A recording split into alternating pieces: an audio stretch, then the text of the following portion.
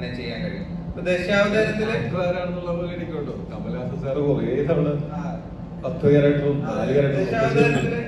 ദശാവതാരത്തില് ഇപ്പം കമലഹാസൻ സാറിന് ആ അപൂർവ ഭാഗ്യം കിട്ടിയ പോലെ തന്നെ.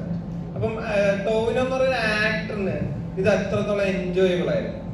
അതുപോലെ തന്നെ ടോവിനോന് ഈ 3 ക്യാരക്ടറിൽ നിന്നും എത്രയും മാറ്റി നിർത്താൻ കഴിയും?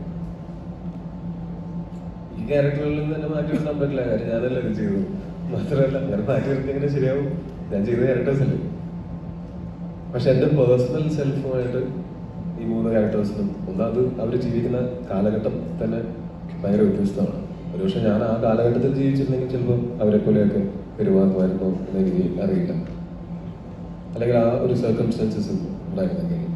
അതല്ലാതെ ഇപ്പോഴത്തെ ഒരു അവസ്ഥയിൽ ഞാൻ നോക്കുമ്പോൾ ഞാൻ എന്ന് പറയുന്ന ഒരു വ്യക്തിയും ഈ കഥാപാത്രങ്ങളും തമ്മിൽ ഭയങ്കരമായിട്ടുള്ള അന്തരമുണ്ട്. പക്ഷെ എവിടെയെങ്കിലുമൊക്കെ സിമിലാരിറ്റി ഉണ്ടാവും. ഞാൻ തന്നെയാണല്ലോ ഇത് ചെയ്യുന്നത്. പിന്നെ ആദ്യത്തെ ചോദ്യം എന്തായിരുന്നു? 3 ക്യാരക്ടർ ചെയ്യുന്നത്. അപ്പൊ ഞാനങ്ങനെ കുറേ കഥാപാത്രങ്ങൾ ഒരു സിനിമയിൽ അഭിനയിക്കണം എന്നൊന്നും ആഗ്രഹിച്ചിട്ടുള്ള ഒരാളല്ല.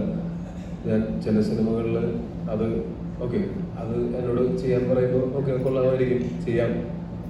ഇപ്പൊ മിന്നലിലാണെങ്കിലും നമ്മൾ ആ ക്യാരക്ടറിന് നമ്മൾ ആദ്യത്തെ പ്ലാനല്ല, പിന്നീടാണ് നമ്മൾ അങ്ങനെ ഒരു പ്ലാനിലേക്ക് എത്തിയത്. ആ അച്ഛൻ ക്യാരക്ടർ ഞാൻ തന്നെ ചെയ്യുക എന്നുള്ളത്.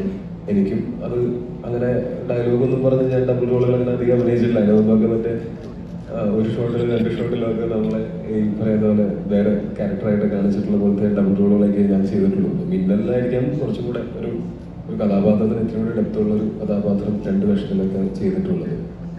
അത് നമ്മൾ ആ സമയത്ത് ലോക്ക്ഡൗൺ സമയത്ത് നമ്മൾ അങ്ങനത്തെ തന്നെ ചെയ്യാൻ തീരുമാനിച്ചു. നമ്മൾ വേറെ ലുക്കിലൊക്കെ ആയിരുന്നു. അപ്പോൾ അത് വേറെ അങ്ങനെ ചെയ്യാൻ പറ്റി. ഇത് എന്ന് പറഞ്ഞാൽ ഞാനായിട്ട് എന്നാൽ അടുത്തൊരു 3 വേഷം ചെയ്തേക്കാം അല്ലെങ്കിൽ 4 വേഷം ചെയ്തേക്കാം എന്നുള്ള ചിന്തയൊന്നും ഒരിക്കലും എനിക്കുണ്ടായിട്ടില്ല. ഈ സിനിമ തന്നെ എൻ്റെ അടുത്ത് വന്നപ്പോൾ ഞാൻ പറഞ്ഞത് അങ്ങനൊരു 3 വേഷമൊക്കെ ചെയ്യാൻ മാത്രമൊക്കെ എനിക്കറിയില്ല. ഞാനത് ഇങ്ങനെയാണ് ഞാനിത് ചെയ്തിട്ടുമില്ല. ചെയ്തത് നന്നാവുമോ? നമുക്ക് വേറെ 2 ആക്ടേഴ്സും കൂടെ വെച്ച് കഴിഞ്ഞിട്ട് ഇതൊരു മൾട്ടി സ്റ്റാർ ആക്കി കഴിഞ്ഞാൽ നമുക്ക് പ്രൊമോഷനും എല്ലാത്തരം ഭയങ്കര അടിപൊളിയായിരിക്കും എന്നുള്ളതാണ് ഞാൻ ആദ്യം എൻ്റെ ഫസ്റ്റ് റെസ്പോൺസ് ആയിരുന്നത്. പക്ഷേ ഈ സിനിമയിൽ അങ്ങനെ 3 കഥാപാത്രങ്ങൾ ഞാൻ ചെയ്യുന്നതിന് അവർ പറഞ്ഞ ഒരു കാരണമുണ്ട്.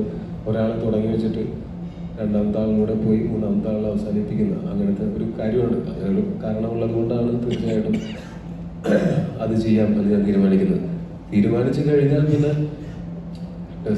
ഈ പറയുന്ന പോലെ 3 കഥാപാത്രം 10 കഥാപാത്രമൊക്കെ അവതരിപ്പിക്കുന്ന ആൾക്കാർ മനുഷ്യന്മാർ തന്നെയാണ്.